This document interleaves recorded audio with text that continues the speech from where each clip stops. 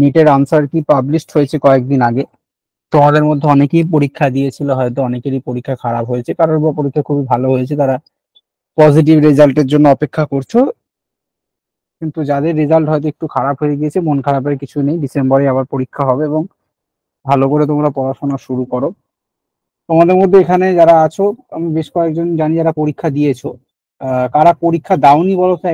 এবারে পরীক্ষা বসনি কেউ আছে এরকম যে পরীক্ষা বসনি?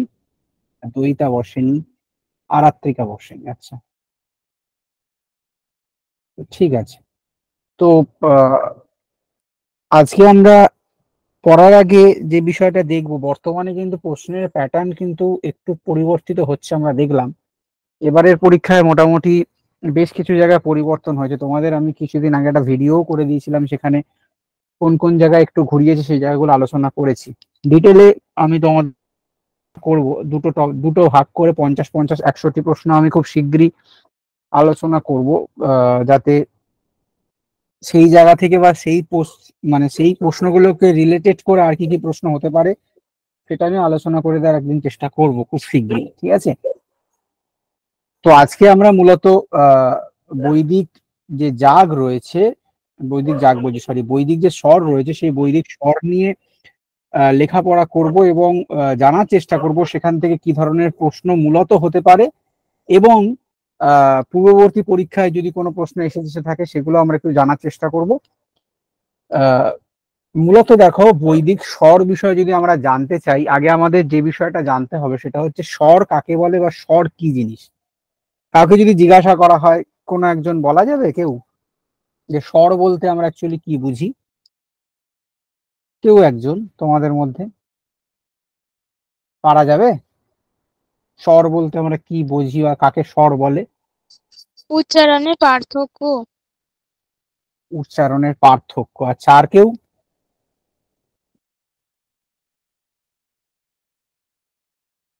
স্বর বলতে গেলে প্রথম মাথায় কি আসে?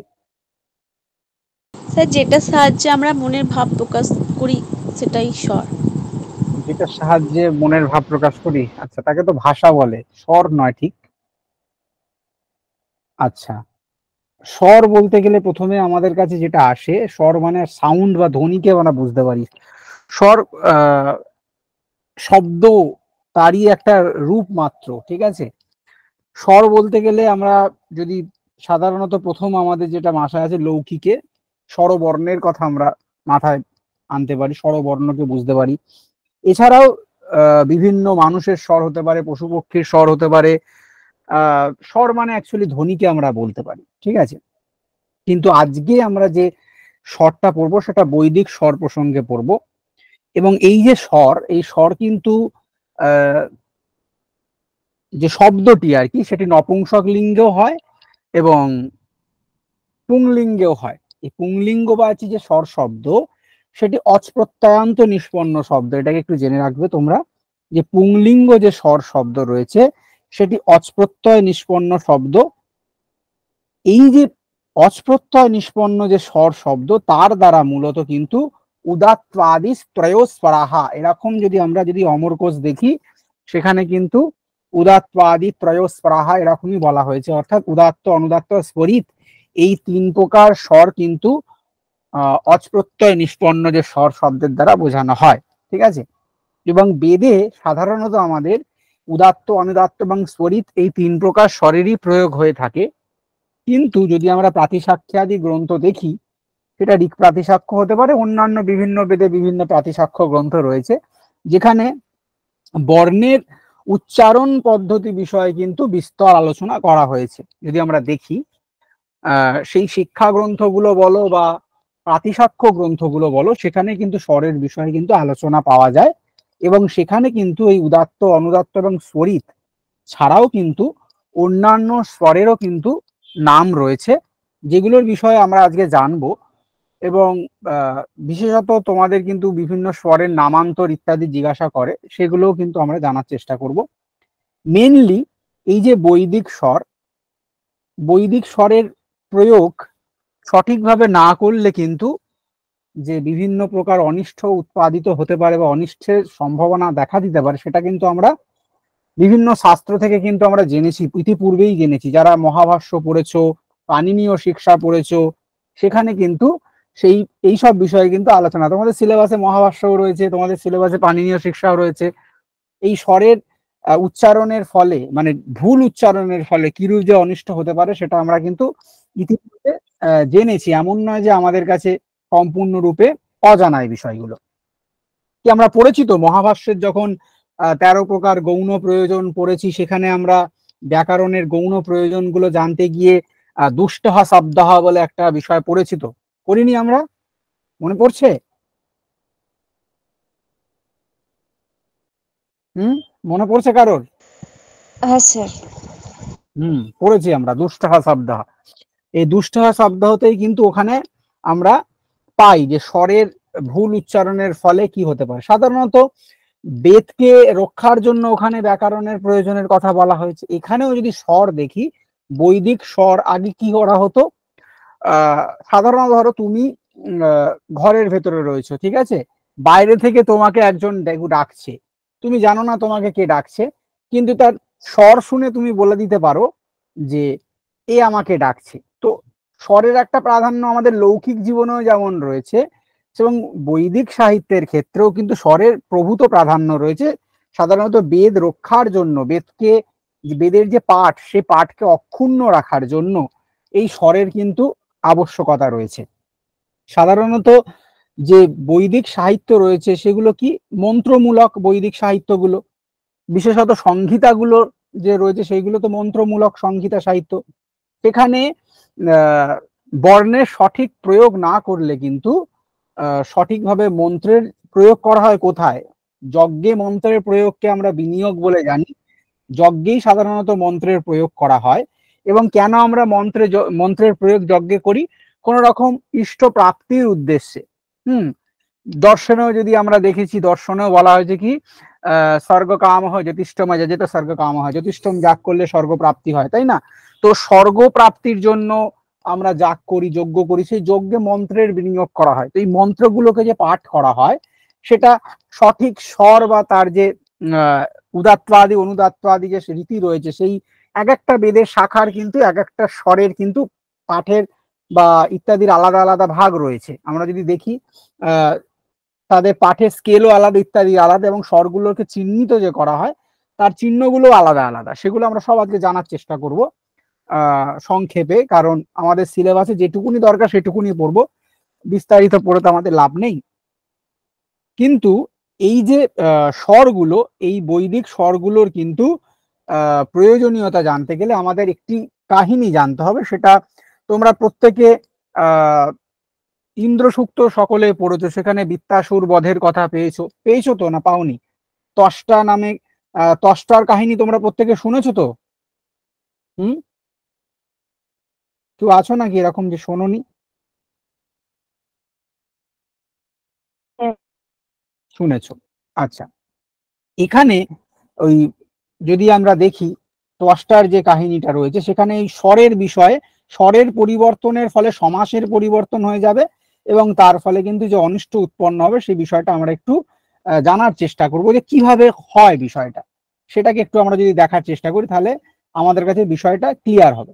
ঠিক আছে, আগে এই বিষয়টা একটু দেখে নি। ওখানে মেন যে কাহিনীটা বা যে বিষয়টা বর্ণনার জন্য সংক্ষেপে একটু বলে দিচ্ছি, এটা নিয়ে প্রশ্ন হয়তো আসবে না, কিন্তু জেনে রাখার জন্য।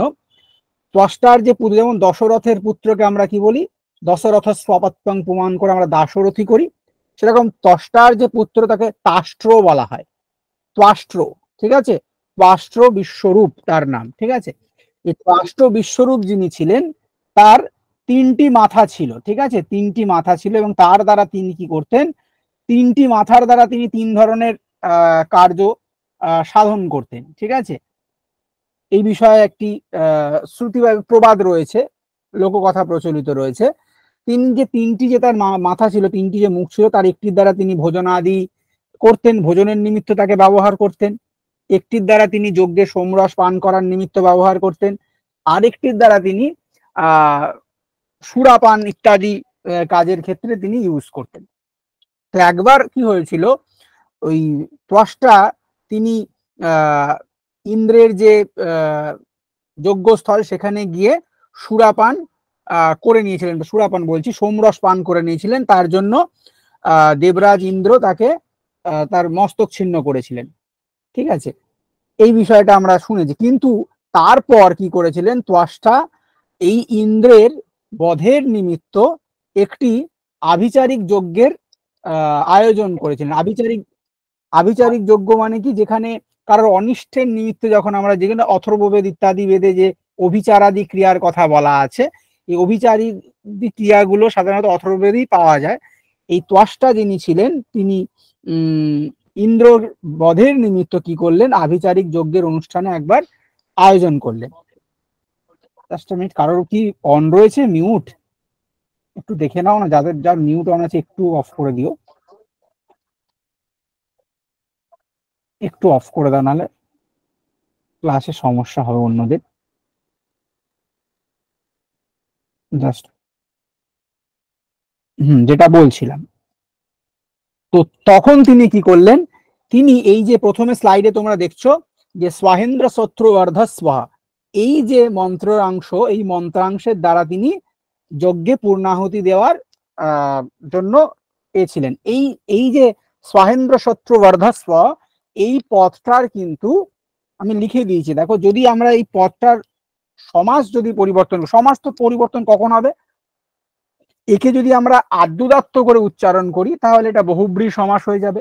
আদ্যুদাত্ত মানে কি, আদ্যুদাত্ত মানে দেখো নিচে আমি যেটা দিয়েছি, যদি হ্রস্বইকারকে উদাত্ত করি সেটাকে বলবো আমরা আদ্যুদাত্ত। এটাকে জাস্ট আমি কালারটা একটু সাদা করে দিই, বুঝতে সুবিধা হবে। এই হ্রস্বইকারটাকে যদি আমরা উদাত্ত করি, আমরা সাধারণত জানি উদাত্ত, অনুদাত্ত এবং সরিতের মধ্যে উদাত্ত যদি কোনো পদে একবার আমরা চিহ্নিত করতে পারি, উদাত্তের পরবর্তী অনুদাত্তটি সরিত হয়ে যায়। সরিত চিহ্নটিকে মাথায় দণ্ড দিয়ে আমরা দেখাই, উদাত্তের কোনো রকম চিহ্ন হয় না, এবং অনুদাত্তকে আমরা তলায় এক ধরনের বার দিয়ে, তলায় মাত্রা দিয়ে আমরা দেখানোর চেষ্টা করি, যেভাবে নিচেরটা দিয়ে, নিচের ইন্দ্রশত্রু শব্দটাতে দেখানো রয়েছে, নিচে আন্ডারলাইন করা থাকে। ঠিক আছে, তো এই আদ্যুদাত্ত সাধারণত বহুব্রী সমাস, আদ্যুদাত্ত করে উচ্চারণ করা হয়। এই ইন্দ্রশত্রু বর্ধস্ব, এই ইন্দ্রশত্রু শব্দটাকে আদ্যুদাত্ত করে যদি উচ্চারণ করা হয় তখন সেটার বহুব্রী সমাস হয়। এবং যদি অন্তদাত্ত করা হয়, অর্থাৎ শত্রুর যে উকারটা রয়েছে এই উকারটাকে যদি উদাত্ত করা হয় তাহলে কি হবে, সেটা তৎপুরুষ সমাস হয়। কারণ বহুব্রী সমাসে আদ্যুদাত্ত হয় এবং অন্তদাত্ত হয় হচ্ছে তৎপুরুষ সমাসের ক্ষেত্রে। কিন্তু তার যে ছিল, অভিষ্ট ছিল, তিনি চেয়েছিলেন কি, এমন একজন পুত্র উৎপন্ন হোক বা জন্মগ্রহণ করুক যে ইন্দ্রের ঘাতক হবে বা ইন্দ্রের শত্রু হবে। ওই জন্য তিনি ইন্দ্রশত্রু এই রকম অভিষ্ট তার ছিল, যে যে জন্মাবে সে ইন্দ্রের শত্রু বা ঘাতক হবে, যে পুত্র জন্মগ্রহণ করবে ত্বষ্টার সে ইন্দ্রের শত্রু বা ঘাতক হবে, এটা তার অভিষ্ট ছিল। কিন্তু তিনি যখন মন্ত্রটি প্রয়োগ করেছিলেন তখন সেটি তার যদি ইন্দ্রের শত্রু এরকম অভিষ্ট থাকে তখন তাকে আদ্যুদাত্ত না করে অন্তদাত্ত করে উচ্চারণ করা তার কাম্য ছিল। যেহেতু তিনি কি চেয়েছিলেন, তিনি চেয়েছিলেন যে আমি এমন একজন পুত্রের জন্ম হবে যে কি হবে, যে ইন্দ্রের ঘাতক হবে বা ইন্দ্রের শত্রু হবে, এই রকম তিনি চেয়েছিলেন। তাই তিনি তৎপুরুষ সমাস তার উচ্চারণ করা কিন্তু কাম্য ছিল। কিন্তু তিনি কি করলেন, তিনি ইন্দ্রশত্রু ইটাকে কি উদাত্ত করে উচ্চারণ করলেন, যার ফলে সেটি কি হয়ে গেল, বহুব্রীহি সমাস নিষ্পন্ন হয়ে গেল। অর্থাৎ স্বরের পরিবর্তনের ফলে কিন্তু সমাসের পরিবর্তন হলো, এবং সমাসের পরিবর্তন হলে আমরা কি জানি, তৎপুরুষ সমাস কোথায় হয়, তৎপুরুষ সমাসে কার প্রাধান্য থাকে, তৎপুরুষ সমাসে উত্তর পদের প্রাধান্য থাকে, আর বহুব্রী সমাসে অন্য পদের প্রাধান্য থাকে আমরা জানি। তো এখানে তৎপুরুষ সমাস করলে কি অর্থ হতো, বহুব্রী সমাসের ফলে ইন্দ্র শত্রু এমন পুত্রের জন্ম হোক, মানে ইন্দ্র শত্রু যার, ঠিক আছে, এরকম পুত্রের জন্ম হোক। তাতে কি হলো, যার জন্ম হলো ইন্দ্র তার শত্রুই থাকলো এবং পরবর্তীতে তারই ঘাতক হবে আর কি। ঠিক আছে, এইরকম মানে সমাসের মানে স্বরের পরিবর্তনে সমাসের পরিবর্তন এবং সমাসের পরিবর্তনের ফলে কিন্তু তার যে অভীষ্ট ফল ছিল, তিনি যে কারণে তিনি যজ্ঞটি করছিলেন সেই যজ্ঞে কিন্তু অভীষ্ট ফলের প্রাপ্তি কিন্তু হলো না, তাই স্বরের ত্রুটিতে কিন্তু অনিষ্ট হয়েছিল, যে কারণে কিন্তু মহাভাষ্যকার বলেছেন কি যে দুষ্টহ শব্দহ স্বরত বর্ণত বা মিথ্যা প্রযুক্ত নতমর্থমাহ সবাগ বজ্রে যজমানম হিনস্তি যথেন্দ্র শত্রু শরতপরাধাত। আমরা মহাভাষ্যে 13 প্রকার গৌণ প্রয়োজন পড়তে গিয়ে দুষ্টহ শব্দহ এখানে কিন্তু আমরা পেয়েছি, তাই না? তো এই বিষয়টা কিন্তু আমাদের জানতে হবে, যদি স্বর সঠিকভাবে আমরা ইউজ না করি তাহলে কিন্তু সেখান থেকে সমাসের পরিবর্তন হতে পারে, আর সমাসের পরিবর্তন থেকে কিন্তু অর্থেরও পরিবর্তন হয়ে যেতে পারে। মহাভাষ্যে এরকম আরো একটি উদাহরণ পাওয়া যায়, কেউ আমাকে বলতে পারবে কোথায় আছে? তোমরা তো প্রত্যেকেই বিভিন্ন গ্রন্থ পড়ছো, এরকম একটি স্থল রয়েছে মহাভাষ্যে, বলা যাবে? স্থূল পেশতিম, এটা কেউ পড়েছো? ওখানে তৎপুরুষ সমাস হবে না বহুব্রী সমাস হবে, তোমাদের পড়ানোর সময় কিন্তু আমি আগে আলোচনাও করেছি। থুলাহা প্রশান্তি ইয়াস্যাহা এরাম করলে অনেকম অন্য পদার্থে করে বহুব্রী সমাসে, আর তৎপুরুষ সমাস করলে স্থূলা চাষও প্রশান্তি এরকম অর্থ হবে। এমন গরু যে কেবল স্থূল হলেই চলবে এরকম হলে বহুব্রী সমাস, ঠিক আছে? যার গায়ের মধ্যে মোটা মোটা দাগ আছে, নিজে স্থূল মানে নিজে রোগা পাতলা হোক কোনো আপত্তি নেই, কিন্তু তার গায়ের যে ছাপগুলো সেগুলো বড় বড় হবে। পিসন্তি শব্দের অর্থ হচ্ছে ছাপ। গরুর গায়ে যে জার্সি গরু যদি দেখে দাও গায়ের মধ্যে ছাপ ছাপ ছাপ ছাপ দাগ থাকে, তো সেই পিসন্তি মানে ছাপগুলোই যদি বড় বড় হয় তাহলে সেরকম গরুকে দক্ষিণা স্বরূপ প্রদান করতে হবে। কিন্তু এখানে এটা অভীষ্ট নয়, অভীষ্ট কি গায়ে ছাপও থাকতে হবে এবং তারা হৃষ্টপুষ্ট হতে হবে, স্থূলাও হতে হবে।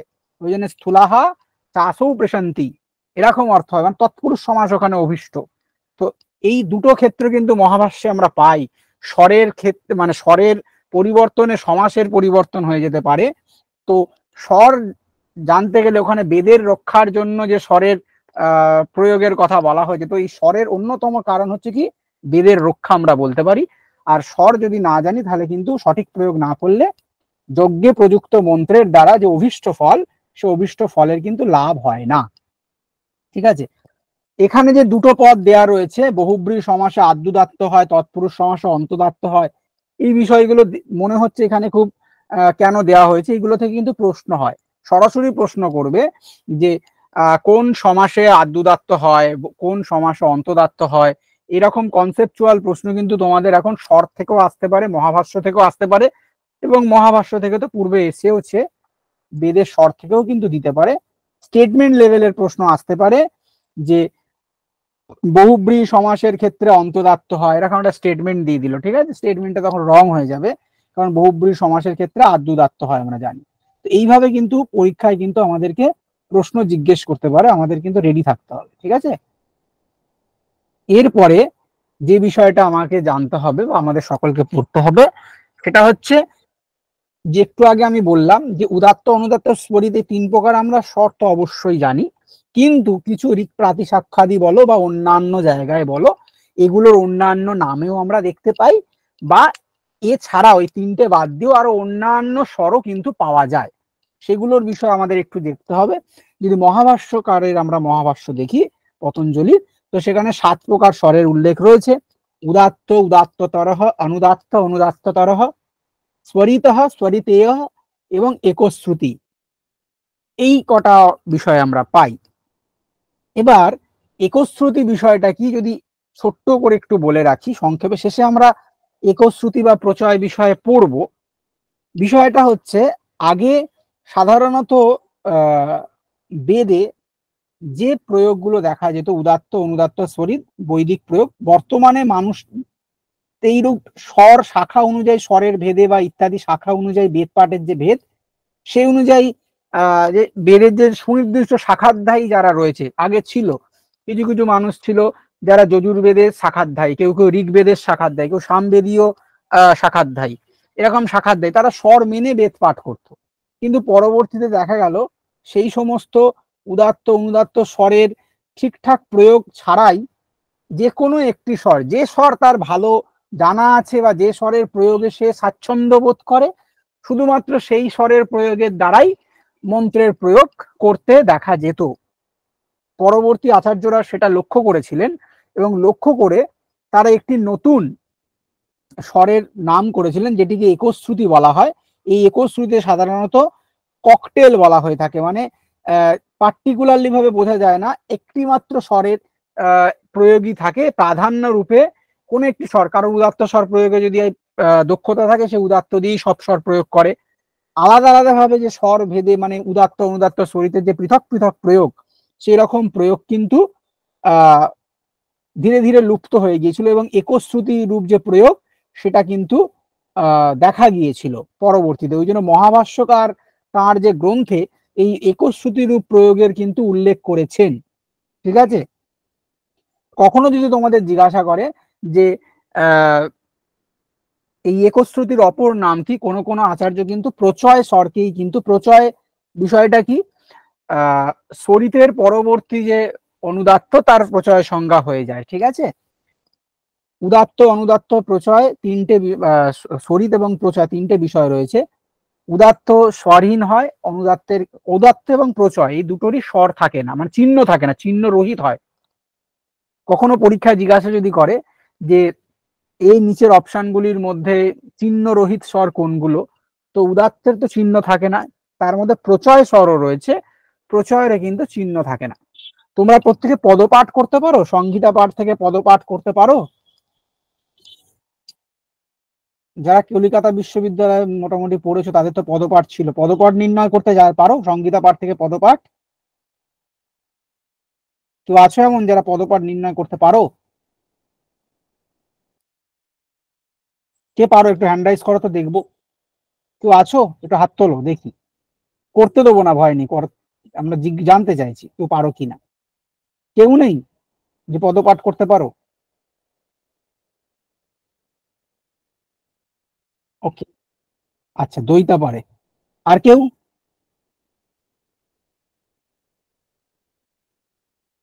অল্প পারি।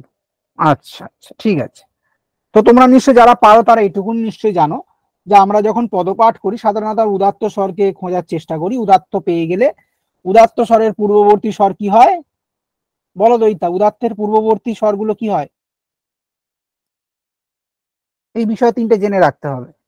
কখনো যদি দেয় উদাত্তের পূর্ববর্তী স্বর কি হয় পদপাঠে, তখন কি বলবো আমরা?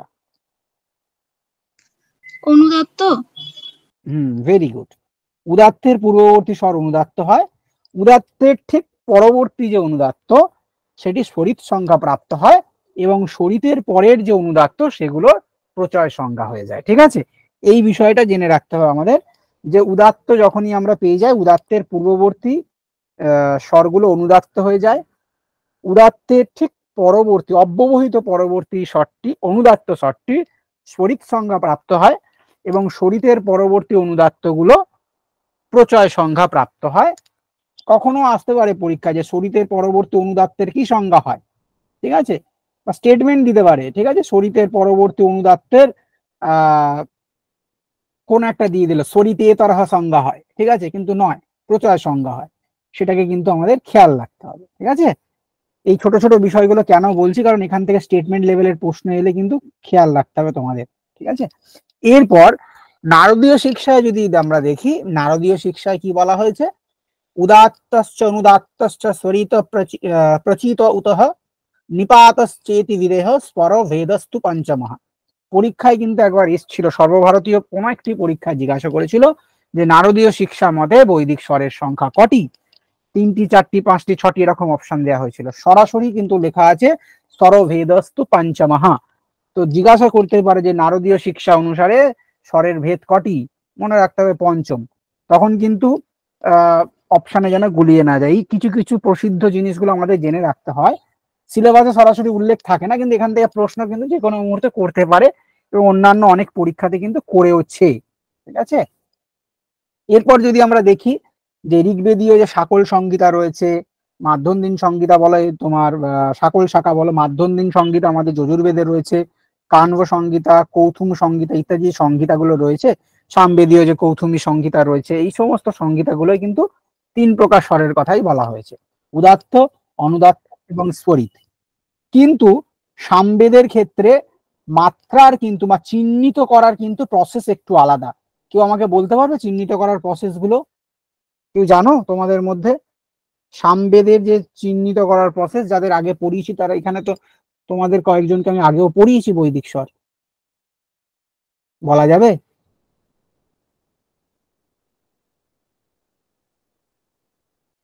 আচ্ছা, বলা যাবে না।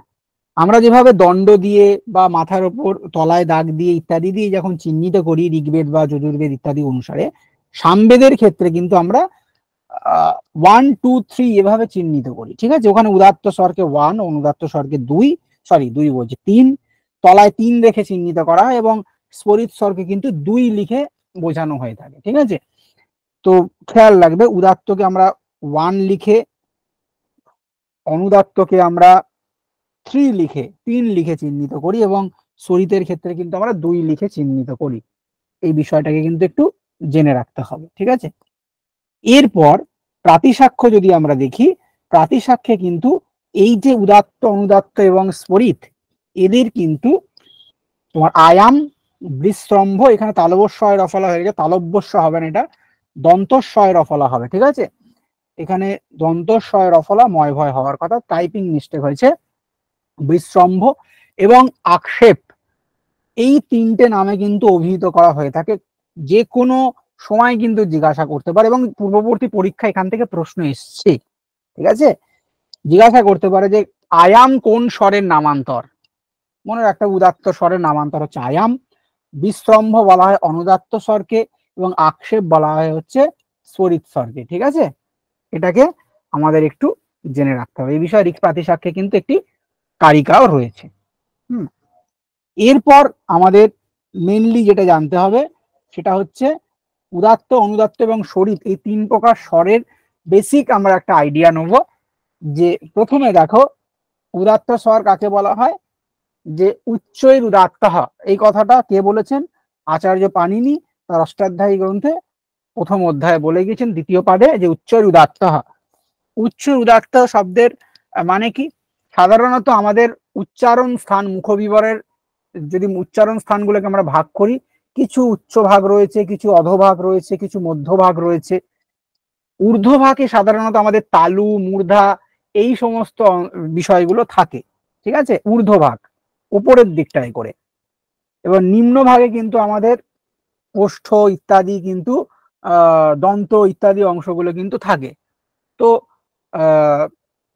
তালু এবং মূর্ধার উপরের অংশ থেকে যে স্বরগুলোর নিষ্পত্তি হয়, তালি এবং মূর্ধাকে মিডিলে রাখা হয়, তার উপরের দিকে যে বিষয়গুলো রয়েছে তার ঊর্ধ্বভাগ হতে নিষ্পন্ন যে শব্দ বা স্বর, সেই স্বরগুলোকে উদাত্ত স্বর বলা হয়। ঠিক আছে, এবং এই স্বরগুলো সাধারণত চিহ্নরহিত হয়ে থাকে, যেটা আমরা একটু আগেই পড়েছি।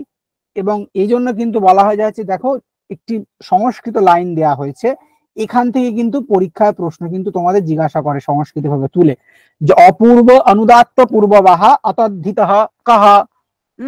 এই অতদ্ধিত, এই শব্দের দ্বারাও কিন্তু উদাত্তকে বোঝানো হয়ে থাকে। এখানে তদ্ধিত শব্দের অর্থ কি কেউ বলো? তদ্ধিত শব্দের অর্থ কখনো যদি জিজ্ঞাসা করে অতদ্ধিত ইত্যত্র তদ্ধিত শব্দে নববোধ্যতে, তখন কি লিখবো আমরা বা কি বলবো?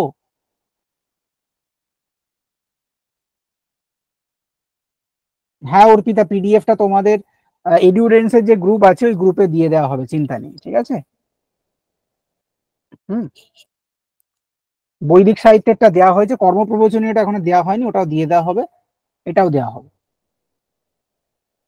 আচ্ছা, বলা যাবে কারোর কি বলা হয়?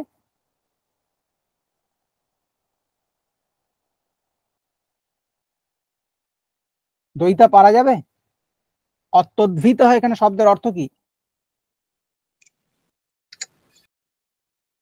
বুঝতে পারছি না। আচ্ছা, তদ্ভিত, এখানে তদ্ভিত শব্দের অর্থ হচ্ছে চিহ্ন রহিত। ঠিক আছে, সাধারণত তদ্ভিত শব্দের অর্থ এখানে চিহ্ন, ন তদ্ভিত মানে যেখানে চিহ্ন থাকে না। এখানে অতদ্ভিত শব্দের অর্থ চিহ্ন রহিত, এবং তদ্ভিত শব্দের অর্থ হচ্ছে চিহ্ন। এটা কিন্তু খেয়াল রাখবে, পরীক্ষায় কিন্তু যে কোনো সময় জিজ্ঞেস করতে পারে যে তদ্ভিত শব্দের দ্বারা কাকে আমরা বুঝবো, সেখানে চিহ্নকে বুঝবো। আর অতদ্ধিত মানে চিহ্ন রহিত, এরকম অর্থ বুঝবো আমরা, ঠিক আছে। এখানে অনুদাত্তটা অমুদাত্ত হয়ে গেছে, এটা অনুদাত্ত হবে। কি বলেছে অনুদাত্ততে, যে নিচৈর অনুদাত্ত হয়, নিচ মানে এই তালু এবং মূর্ধার নিম্নভাগ থেকে যে স্বরগুলোর উচ্চারণ হয় সেগুলোকে অনুদাত্ত স্বর বলা হয়, ঠিক আছে। এবং এই স্বরগুলোর তলায় আন্ডারলাইন করে নিম্নভাগে এরকম একটি চিহ্ন দিয়ে, আমি দেখো দেখিয়েছি এখানে এরকম চিহ্ন দিয়ে দেখানো থাকে, ঠিক আছে। এবং বলা হয়েছে অনরেখয়া অনুদাত্ত, ন রেখয়া অনরেখা, মানে অন মানে এখানে অধোদেশে, রেখার দ্বারা যাকে চিহ্নিত করা হয় তাকে অনুদাত্ত বলা হয়, ঠিক আছে।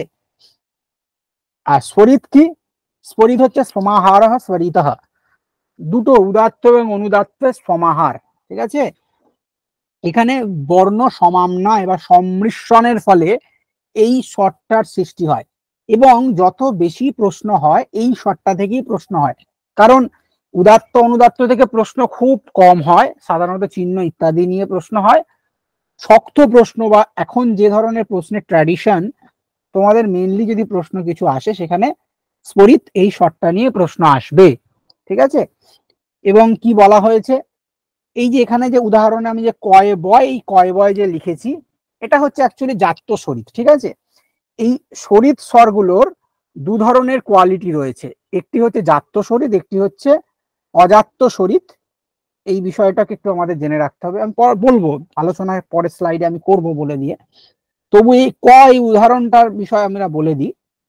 একটি মন্ত্রাংশ রয়েছে যেখানে কহা জগতি চ বলে এরকম একটি মন্ত্রাংশ রয়েছে, সেখানে এই যে কয় বয়, এই কয় বয় অংশটার ওয়াকারটা যেটা রয়েছে, এই ওয়াকারটা কিন্তু সন্ধিজ ওয়াকার নয়, এটি হচ্ছে জাত্য, মানে জন্ম থেকে নিত্য যেটাকে বলা হয় নিত্য, এইটি এই এইটি নিত্যই স্ফরিত, ঠিক আছে।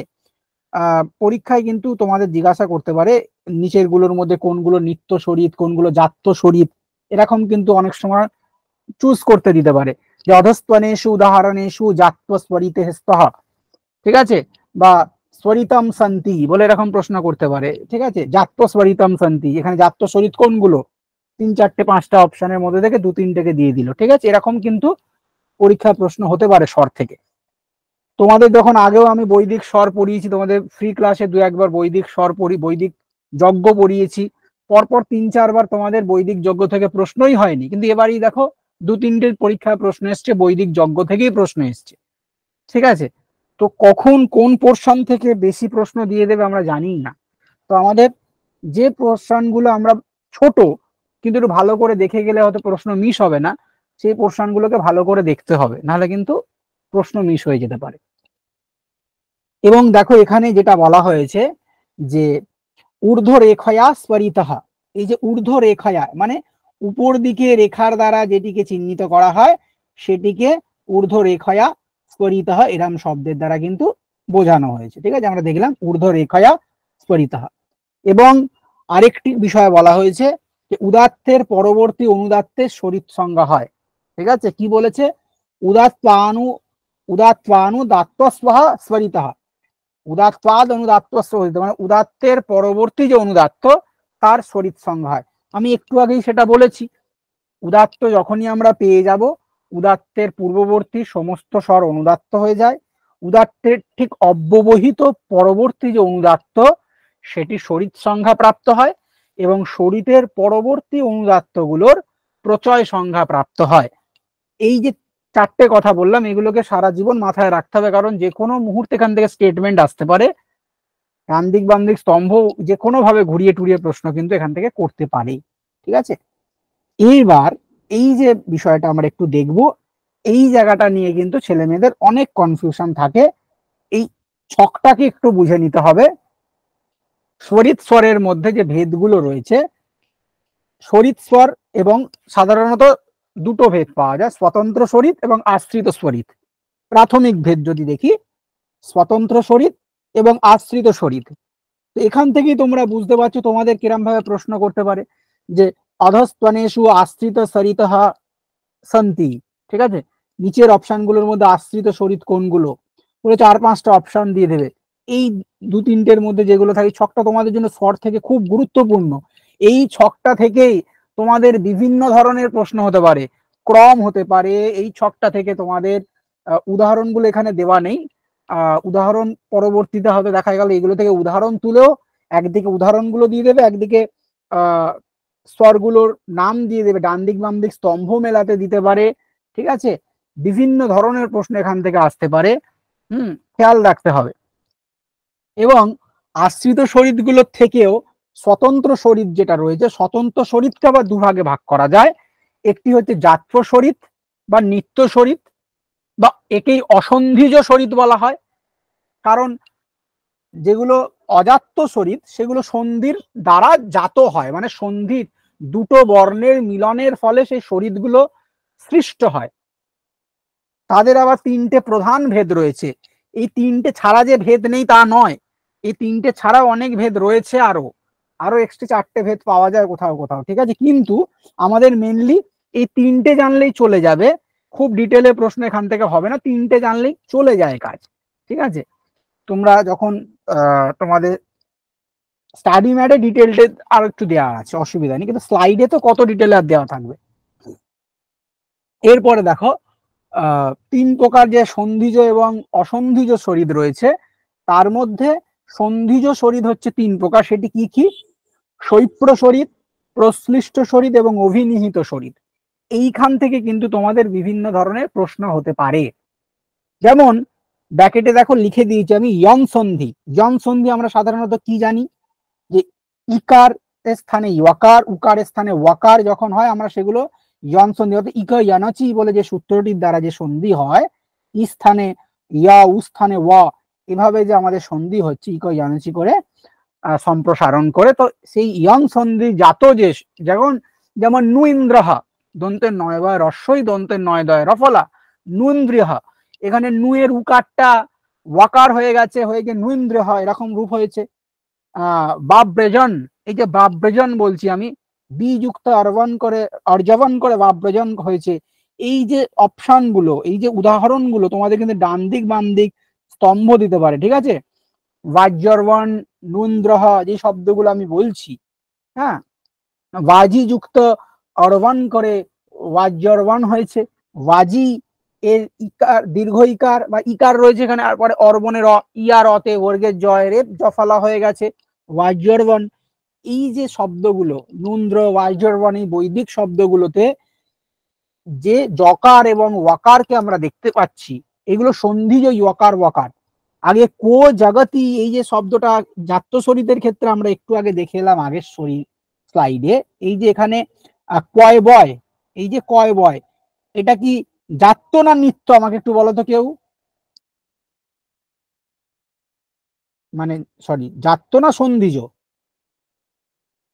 ক জগতি চ, এই যে বা কন্যেব তুন্নাহা, এই যে উদাহরণগুলো আমরা পাই, এখানে যে কন্যেব, কন্যা যুক্ত ইব করে কন্যেব, এখানে যে জকারটা রয়েছে এটা কি জাত্য না নিত্য বা অজাত্য? জাত্য শরীর। জাত্য শরীর। কেন জাত্য শরীর? কারণ কন্যা শব্দের যে জকারটা, সেই জকারটা কিন্তু কোনো সন্ধিজ জকার নয়।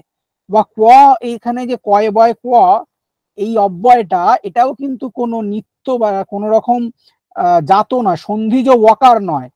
তো এখানে কিন্তু জকার বা ওয়াকার বলেছি মানেই কিন্তু কোনোভাবেই তোমরা ভাববে না যে এখানে জন সন্ধিতে যকার ওয়াকার আছে, এখানে ওয়াকার বা ইয়কার রয়েছে মানে আমরা জন সন্ধি হয়েছে ক্ষৈপ্র শরিত করে দেবো, একদমই নয়।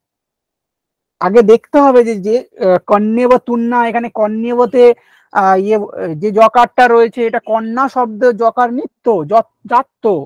আবার পরের যেগুলো আমরা দেখলাম যেমন কয় বয়, ক জগতি চ, এখানেও কিন্তু কয় বয়টা এই ধরনের কিন্তু এটা জাত্য। ঠিক আছে, কিন্তু নন্দ্র বাব্রজন এইগুলোতে কিন্তু সরি বার্জর্বন, এইগুলোতে যেগুলো আমরা দেখলাম এখানে কিন্তু বর্গের জয় রেপের পর বর্গের জয়ে যে জফলাটা এসছে, বা নু ইন্দ্রতে যে দন্তের নয়ে যে বটা এসছে, উকারের স্থানে ওয়াকার হয়েছে, এগুলো কিন্তু ক্ষৈপ্র শরীর, কারণ এগুলো ইয়ং সন্ধির ফলে নিষ্পন্ন শরীর।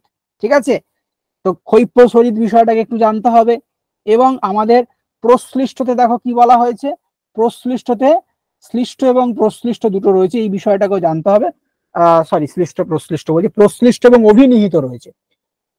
প্রশ্লিষ্টতে দেখো বলা আছে গুণ, বৃদ্ধি এবং দীর্ঘ, এইগুলো কি?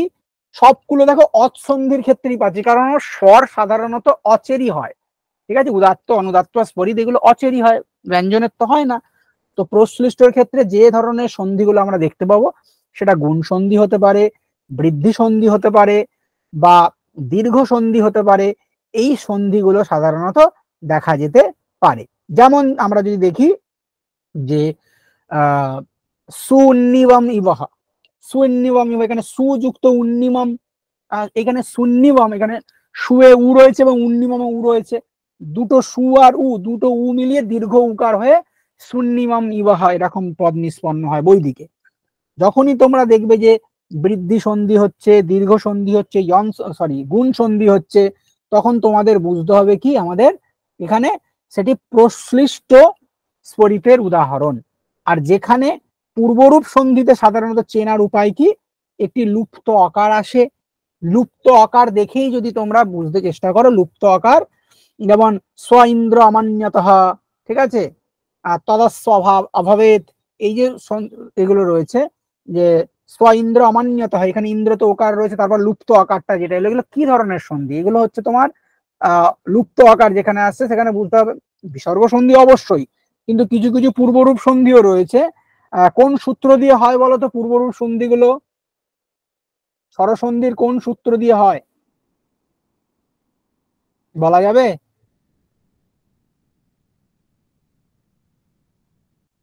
হম, এঙ্গ পদান্তাৎ অতি বলে একটা সূত্র আছে না, পূর্বরূপ বিধান করা হয়েছে যেখানে,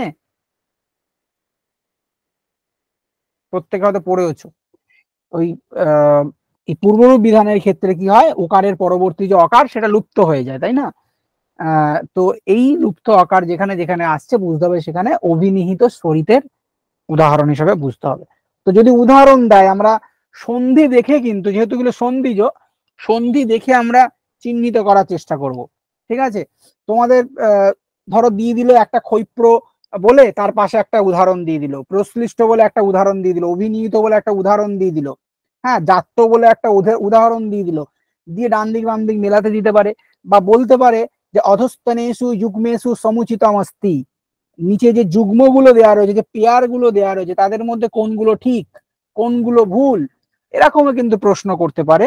তো আমাদের কিন্তু স্বর থেকে এভাবে যদি আমরা রেডি থাকি, হুম, অপশন বা উদাহরণ তো যে কিছু দিতে পারে, কিন্তু আমরা যদি কনসেপ্ট ক্লিয়ার থাকে কোথায় ক্ষৈপ্র হচ্ছে, কোথায় প্রশ্লিষ্ট হচ্ছে, কোথায় অভিনীত হচ্ছে, বা চেনার উপায়টা যদি আমরা জেনে যাই, জন সন্ধি দেখে চিনে নেবো এটা ক্ষৈপ্র, প্রশ্লিষ্টতে গুণ বৃদ্ধি বা দীর্ঘ সন্ধি দেখে আমরা চেনার চেষ্টা করবো এটা প্রশ্লিষ্ট, আমরা পূর্বরূপ সন্ধি বা লুপ্ত আকার যদি থাকে আমরা চেনার চেষ্টা করবো এটা অভিনীত।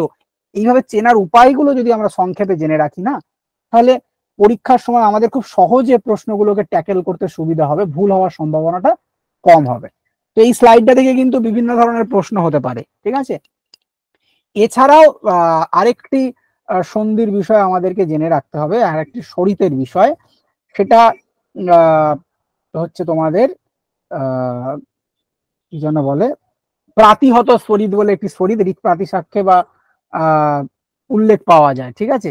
প্রাতিহত স্ফরিতটা কি, এই যে এটাও সন্ধিজই, অবশ্যই সন্ধিজ প্রাতিহত স্ফরিত, সেখানে মেনলি যেটা হয় উদাত্তের পরবর্তী যে স্ফরিত সেটা সংহিতার ফলে, মানে এই তিনটের মধ্যে কোথাও কোথাও আবার এই ক্ষৈপ্র প্রশ্লিষ্ট অভিনীত থেকে অতিরিক্ত প্রাতিহত স্ফরিতের কথা বলা হয়েছে। আমরা যদি অগ্নি মিড়ে শব্দটা দেখি, ওখানে মিড়েতে প্রথম ঋগ্বেদীয় প্রথম সুক্ত অগ্নি মিড়ে পুরোহিতম যজ্ঞস্ব দেবম মৃত্যুজম আমরা পেয়েছি। তো ওখানে অগ্নি মিড়ে শব্দে ওই দীর্ঘইকারের যে স্ফরিতটি হয়েছে ওটা কিন্তু প্রাতিহত স্ফরিতের উদাহরণ, কারণ ওখানে অগ্নিমের পরে ইলে ছিল, তারপরে সন্ধি হয়ে দীর্ঘইকারটা এসছে, এবারে এখানে কিন্তু তোমার ওটাকে প্রাতিহত স্ফরিত বলা হবে। ঈশাত্বা যাদেতে, ওখানে যে ঈশেত্বার পরে আকারটা রয়েছে ওখানে যে স্ফরিতটি হয় ওটাতেও কিন্তু প্রাতিহত স্ফরিতের উদাহরণ হয়ে গেল, ঠিক আছে। এরপরে আমাদের মেইন যেটা পড়তে হবে সেটা হচ্ছে এই স্লাইডে প্রচয় বা একশ্রুতির বিষয়টা আমরা একটু দেখব। কেন দেখব বললাম, কারণ একটু আগে আমি একশ্রুতির কথা বলে এসেছি, সেখানে একশ্রুতিকে একশ্রুতি রূপেই মহাভাষ্যকার উল্লেখ করলেন, কিন্তু কোথাও কোথাও একশ্রুতি কিন্তু প্রচয়কেই একশ্রুতি নামে উল্লেখ করা হয়েছে। কোন কোন শিক্ষা গ্রন্থে যদি আমরা দেখি সেখানে বলা হয়েছে সরিতাৎ পরহ অতদ্ভিতঃ একযুতি। ভালো করে এই লাইনটা মনে রাখবে, সরিতাৎ পরহ অতদ্ভিতঃ মানে সরিতের পরবর্তী চিহ্ন রহিত। অতদ্ধিত শব্দের আগে একটু আগে আমি বলেছি কি তদ্ধিত মানে হচ্ছে চিহ্ন যুক্ত, আর অতদ্ধিত মানে চিহ্ন রহিত। সরিতাৎ পরহ মানে সরিতের পরে, অতদ্ধিত মানে চিহ্ন রহিত যে স্বর তাকে একযুতিহি, তাকে একযুতি বলা হয়। ঠিক আছে, আমি একটু আগেই বলেছি তোমাদের যে সাধারণত উদাত্ত এবং প্রচয় এই দুটো স্বরেরই কিন্তু চিহ্ন রহিত থাকে। পরীক্ষায় কিন্তু এরকমও প্রশ্ন আসতে পারে অধস্তনেষু অতদ্ধিতঃ স্বরঃ সন্তি বা স্ত বলে কিন্তু প্রশ্ন হতে পারে যে নিচের গুলোর মধ্যে অতদ্ধিত স্বর কোনগুলো। তখন আমরা যদি এই কনসেপ্টটা আমাদের কাছে ক্লিয়ার না থাকে, অতদ্ধিত মানে চিহ্ন রহিত, তাহলে আমরা সেখানে অতদ্ধিত মানে কিন্তু ব্যাকরণের সঙ্গে লিঙ্ক করে আমরা কিন্তু অন্য কিছু ভাবতে শুরু করতে পারি। স্বরের দৃষ্টি থেকে অতদ্ধিত মানে চিহ্ন রহিত, এই বিষয়টাকে জানতে হবে। ঠিক আছে, প্রশ্ন যে কোনো ভাবে করা যেতে পারে, সিম্পলই হবে, কিন্তু প্রশ্ন শব্দকে নিয়ে এভাবে খেলেছে, দেখেছো তোমরা কিভাবে শব্দ নিয়ে খেলা করেছে তোমাদের সাথে এনটিএ, এরকম শব্দ নিয়ে খেলা করবে। হ্যাঁ, ঘাবড়েই যাবে ছেলে মেয়েরা যে অতদ্ধিত যদি না জানে, যে জানবে সে তো উত্তর করতে পারবে, যে জানবে না তার কাছে কিন্তু মনে হবে কি শব্দ দিয়েছে বাবা, কোনোদিনও শুনিনি। এরকম কিন্তু খেয়াল রাখতে হবে। যেমন তোমাদেরকে আমি বহুবার পড়ানোর সময় আরোহ অবরোহ শব্দটা বারবার ব্যবহার করে পড়িয়েছি, কোনোদিনও প্রশ্নে আসেনি। এবছরের প্রশ্নতে আরোহ অবরোহ শব্দটা উল্লেখ করে কোশ্চেন করেছে। যারা আমার কোশ্চেন প্র্যাকটিস করেছো আগে বা জানো, তাদের আমি বলে বলেই ভাবে পড়িয়েছি যাতে তাদের কোনো অসুবিধা না হয়। ঠিক আছে, তো একইভাবে আস্ফলায়ন সৌত সূত্র যদি আমরা দেখি, আস্ফলায়ন সৌত সূত্রতে কি বলা হয়েছে যে উদাত্ত অনুদাত্ত স্বরিতানাম পরহ সন্নিকর্ষ ঐক্য শ্রুত্যম। এই যে শব্দটা পাচ্ছি এখানে কি বলা হয়েছে যে উদাত্ত অনুদাত্ত এবং স্বরিতের অত্যন্ত সন্নিকর্ষকেই বলা হয় একশ্রুতি। কেন আমি এই শব্দটা বা এই কোটেশনটা কেন দিয়েছি এর একটি কারণ, একটু আগে আমি পড়ানোর সময় তোমাদের বলেছিলাম যে এই ব্যাপারটা অনেকটা ককটেল। ককটেল মানে কি মিশ্রণ। পরবর্তী আগে সাধারণত আলাদা আলাদা করে পৃথক করে ব্যবহার করা হতো, কিন্তু পরবর্তীতে আমাদের যত দিন যাচ্ছে প্রদীপের মধ্যে তুমি একটি তেল দিয়ে রেখে দেবে, দিন দিন জ্বলতে জ্বলতে জ্বলতে জ্বলতে জ্বলতে জ্বলতে কি হবে, প্রদীপের তেল শেষ হয়ে যাবে, হয়ে এক সময় প্রদীপের তেল শেষ হয়ে গিয়ে আলোটা নিভে যাবে। সেখানে আমাদের জ্ঞান দিন দিন হ্রাস পাচ্ছে।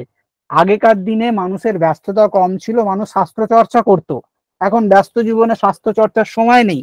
সবাই তো আর রামকৃষ্ণ বিদ্যা মন্দিরের মতো বেদ বিদ্যালয় থেকে বেদ অধ্যয়ন করছে না। যারা বেদে স্পেশাল তো সকলেই, কিন্তু বেদ যারা মানে বেদ বিদ্যালয় থেকে বেদ অধ্যয়ন করছে তারা যেভাবে বেদ পাঠ করতে পারবে স্বর ধরে, অনেকেই সেইভাবে স্বর সহ বেদ পাঠ করতে পারবে না, কারণ তারা সেই পরম্পরায় শেখেনি। তো সেই পরম্পরাটা আমাদের মধ্যে দিনে দিনে হারিয়ে যাচ্ছে। তো যে কারণে কি হচ্ছে, সব স্বরকেই শুনতে লাগে এক, উদাত্ত অনুদাত্ত শরীর। যেমন আমি একটু আগে অগ্রিমীরে পুরোহিতম যজ্ঞেশ্বর এবং মৃত্যুজম হতারাম রত্ন ধাতম আমি যে বললাম, আমি সরস বললাম না, আমার এটা একশ্রুতি, মানে সেখানে উদাত্ত অনুদাত্ত শরীর মিলেমিশে একাকার হয়ে গেছে, আলাদা করে চেনা যাচ্ছে না যে এটা উদাত্ত এটা অনুদাত্ত এটা শরীর। কারণ আমি সেই স্বরপাঠ সেভাবে শিখিনি, সেই শাখাকে অধ্যয়ন করিনি। যদিও বা আমার বেদ স্পেশাল নয়, আমার বিশ্ববিদ্যালয়ে আমারই অনেক বন্ধু বান্ধবরা আমার সহপাঠার্থীরা রয়েছে যারা বেদে স্পেশাল, কিন্তু তারা সেভাবে বেদ পড়তে পারবে না স্বর ধরে, কারণ তাদেরকে শেখানোই হয়নি, সেই পরম্পরাতে তারা পড়াশোনা করেনি। তো পরম্পরাটা হচ্ছে আসল, তাই না? তো সেই পরম্পরা তারা শিখেছে, যারা শিখেছে তারা পারবে। তো সেটাই হচ্ছে ব্যাপার। তো আমরা সেই পরম্পরা বা ঐতিহ্যকে হারিয়ে ফেলে সেই তিনটে স্বরকে আমরা মিশিয়ে ফেলেছি। সেই যে মিশিয়ে ফেলার রূপ স্বর সেটাকেই বলা হচ্ছে একশ্রুতি।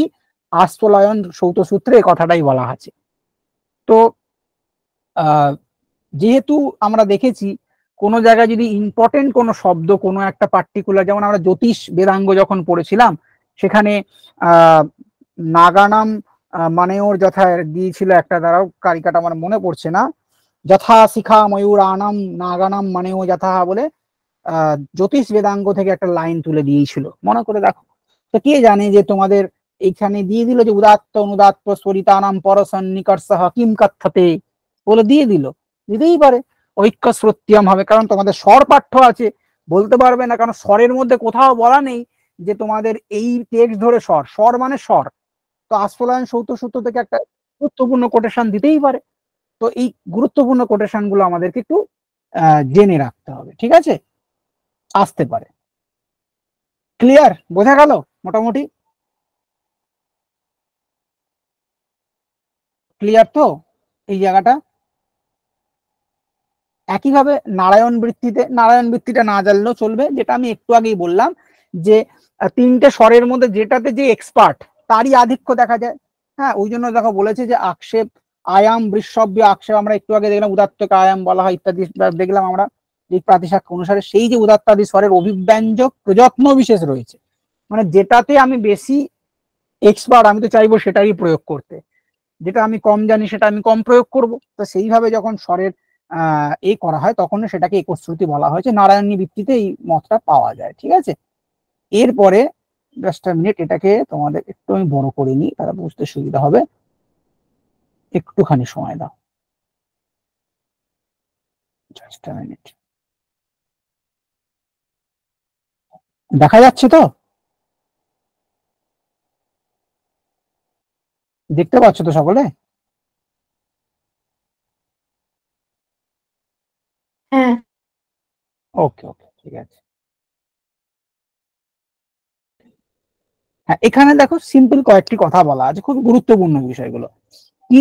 এই এই জায়গা থেকে না তোমাদের ছোট ছোট স্টেটমেন্ট লেভেলের প্রশ্ন হতে পারে, ঠিক আছে।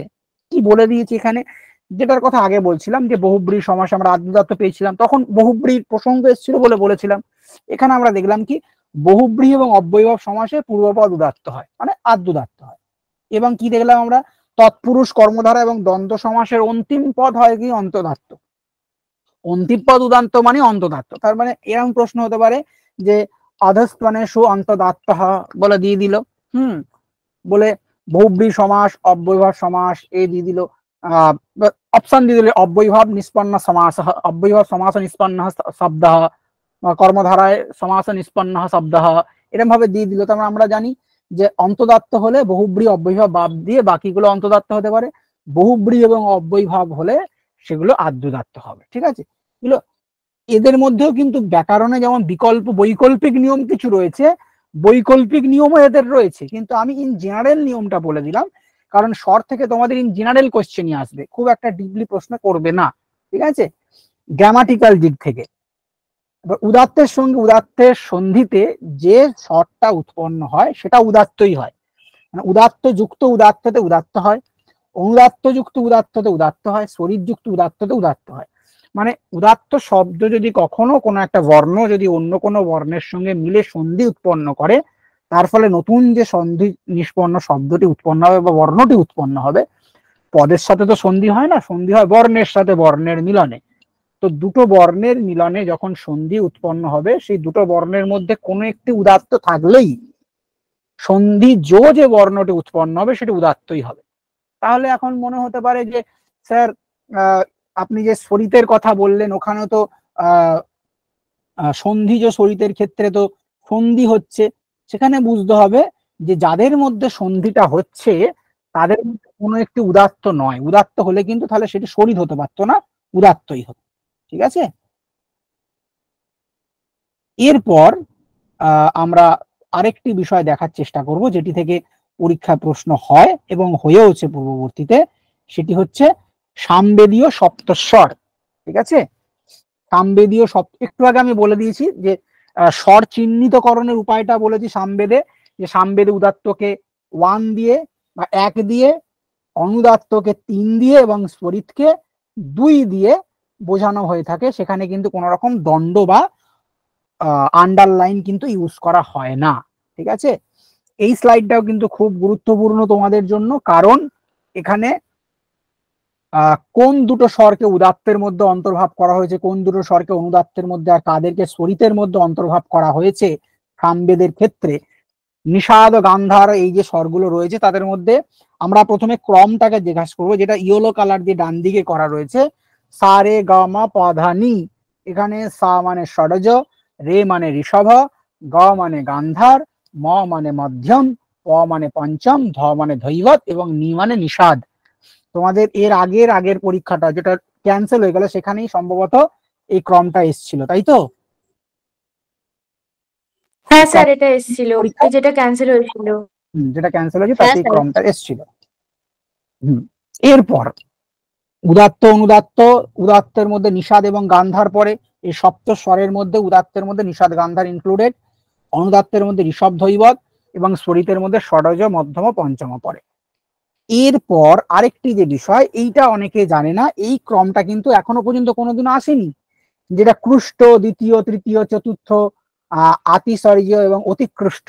ঠিক আছে, এই পঞ্চমটাকে অতিকৃষ্ট পঞ্চম বলা হয়। ক্রুষ্টের মধ্যে দ্বিতীয় ক্রুষ্ট, তৃতীয় ক্রুষ্ট, চতুর্থ ক্রুষ্ট ইত্যাদি রয়েছে, সব থেকে অতিকৃষ্টকে পঞ্চম বলা হয়। ঠিক আছে, এই যে ক্রমটা দেয়া রয়েছে তোমাদের মধ্যে, ক্রুষ্ট, দ্বিতীয়, তৃতীয়, চতুর্থ মন্ত্র, আতিশার্য, অতিকৃষ্ট, এই ক্রমটাকেও কিন্তু দেখে রাখার চেষ্টা করবে। এটা থেকে এখনো কোনো প্রশ্ন কিন্তু করেনি, এটা থেকেও কিন্তু পরবর্তীতে কিন্তু আমরা প্রশ্ন দেখতে পেতে পারি। ঠিক আছে, ক্লিয়ার প্রত্যেকের কাছে আশা করি। তো বৈদিক স্বরের মোটামুটি এই যে বেসিক জিনিসগুলো বললাম, এই বেসিক জিনিসগুলো মোটামুটি পড়ে রাখলে পেয়ে যাবে। স্টাডি ম্যাটে তোমাদের একটু ডিটেলে দেওয়া রয়েছে, যেগুলো আরেকটু ইনফরমেটিভ বিষয়গুলো স্টাডি ম্যাটেরিয়ালে পেয়ে যাবে। আপাতত তোমাদের গ্রুপে তো স্লাইডটা দেওয়া হবে, যখন স্লাইডে যেটুকুনি আছে তোমরা এইটুকুনিতেও তোমাদের অনেকটা তোমরা করতে পারবে। ঠিক আছে, আরেকটি বিষয়, আমাদের নতুন কোর্স লঞ্চ করা হয়েছে, তোমরা যারা অ্যাডমিশন নিতে চাও নিতে পারো, কোনো অসুবিধা নেই। আর যারা অলরেডি আমাদের সাথে যুক্ত রয়েছে তারা তো যুক্ত আছোই, তাদের কোনো সমস্যা নেই। তো আজকের ক্লাসটা যদি কারোর কোনো জিজ্ঞাসা বা প্রশ্ন যদি থাকে করতে পারো, না হলে আমি তাহলে আলোচনা শেষ করব। যদি কারোর কোনো জিজ্ঞাসা বা প্রশ্ন থাকে অবশ্যই করো, আমি রেকর্ডটা অফ করলাম, কারোর প্রশ্ন কিছু থাকলে অবশ্যই করতে পারো।